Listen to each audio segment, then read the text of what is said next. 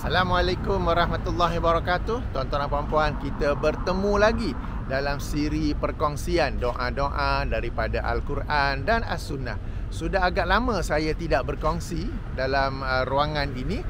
Moga-moga dalam tempoh ini tuan-tuan dan puan-puan telah pun menghafal doa-doa yang saya kongsikan dalam video-video sebelum ini. Tuan-tuan dan puan-puan yang dirahmati Allah, kita sememangnya boleh berdoa dengan doa yang disusun sendiri, dengan perkataan sendiri, dengan susunan ayat sendiri dan dengan bahasa sendiri. Akan tetapi, walau bagaimanapun, namun begitu, doa-doa daripada Al-Quran dan As-Sunnah tetap merupakan pilihan yang terbaik. Ada sebabnya, kalau kita fikir-fikirkan, ada sebabnya kenapa Allah memilih beberapa doa tertentu dan diletakkannya di dalam Al-Quran. Demikian juga apabila Rasulullah SAW mengajar kita beberapa doa tertentu, sudah tentu ada hikmah-hikmah di sebaliknya.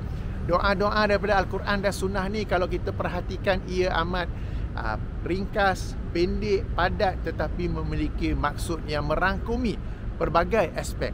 Ia padat tetapi luas. Okey, tak perlu kita berdoa panjang berjela-jela. Jadi pada kesempatan ini saya ingin berkongsi satu doa yang saya sendiri amalkan dan saya suka untuk berkongsi agar tuan-tuan dan puan-puan juga turut dapat mengamalkannya. Bahkan mungkin ada yang sudah pun mengamalkannya, ya. Ini satu doa yang agak masyhur daripada Al-Quran, yang ini daripada surah Al-Mu'minun, surah nombor 23 ayat nombor 97 dan 98 yang berbunyi, Rabbi a'udzubika min hamazati syayatin wa a'udzubika rabbi ayyahdurun. Rabbi, okey, wahai Tuhanku, aku berlindung kepada Engkau daripada bisikan-bisikan syaitan, dan aku berlindung kepada Engkau, wahai Tuhanku, daripada urusanku ni dihadiri ataupun dihampiri oleh syaitan-syaitan. Tuan-tuan dan puan-puan, doa ini jika kita lihat konteksnya, boleh rujuk mulai daripada ayat nombor 96, di mana Allah Subhanahu Wa Taala berfirman yang bermaksud, tolaklah kejahatan yang dilakukan terhadapmu dengan cara yang lebih baik. Allah Maha mengetahui tentang apa yang mereka perkatakan, tentang apa yang mereka sifatkan kepada kamu. Ayat ini asalnya ditujukan kepada Rasulullah sallallahu alaihi wasallam, di mana Allah Subhanahu Wa Taala mengajar ataupun menasihati baginda tentang cara berdakwah, sebab Rasulullah SAW dalam rangka berdakwah mendapat banyak tentangan, mendapat banyak kecaman, mendapat banyak tolakan dan banyak perbuatan-perbuatan buruk yang dilakukan ke atas baginda.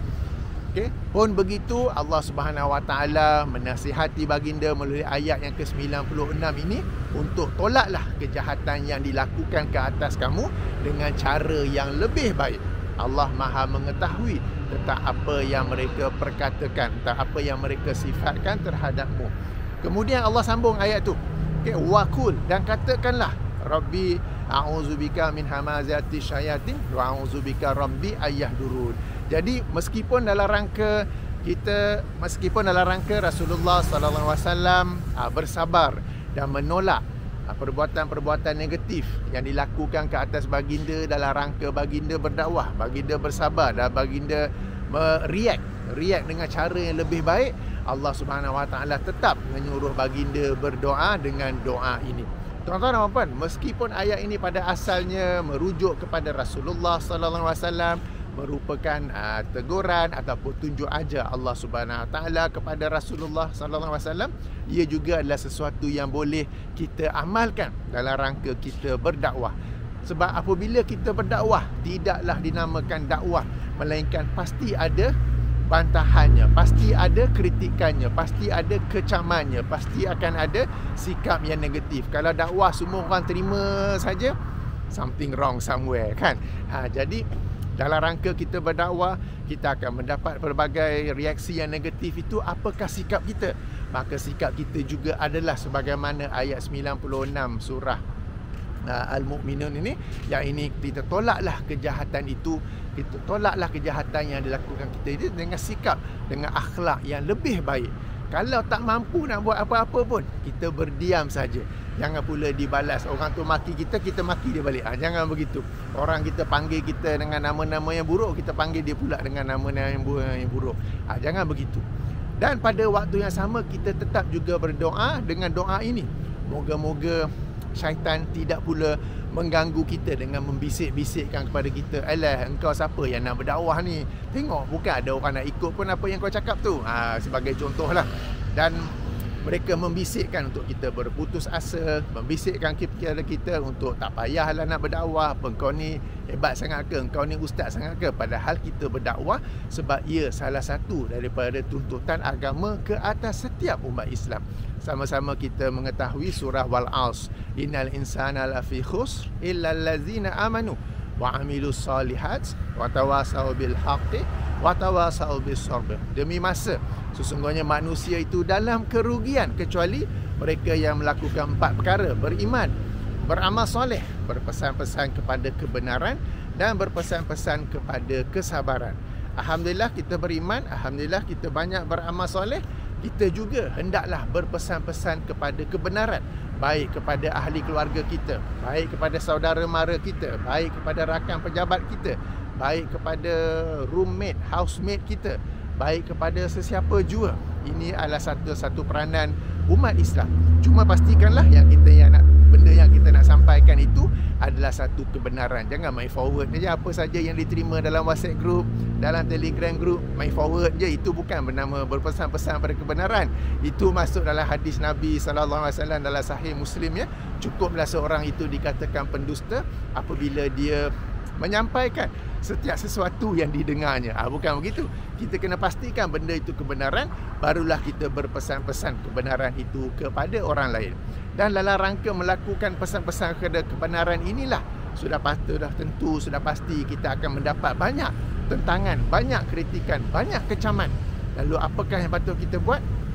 Perhatikan semula ayat 96 surah Al-Mu'minun itu, ya. Tolaklah kejahatan yang dilakukan ke atas kita itu dengan cara yang lebih baik. Dan pada waktu yang sama kita juga berdoa dengan doa yang disebut dalam ayat ke-97 dan ayat yang ke-98 tersebut.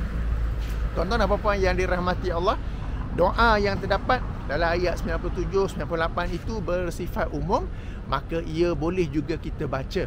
Tak semestinya dalam rangka hendak berdakwah, tetapi juga pada ketika-ketika yang lain boleh saja juga kita membacanya. Kalau tak hafal tak apa, boleh membaca a'udzubillah minasyaitonirrajim. Tapi kalau hafal pun baguslah, pendek sahaja kan.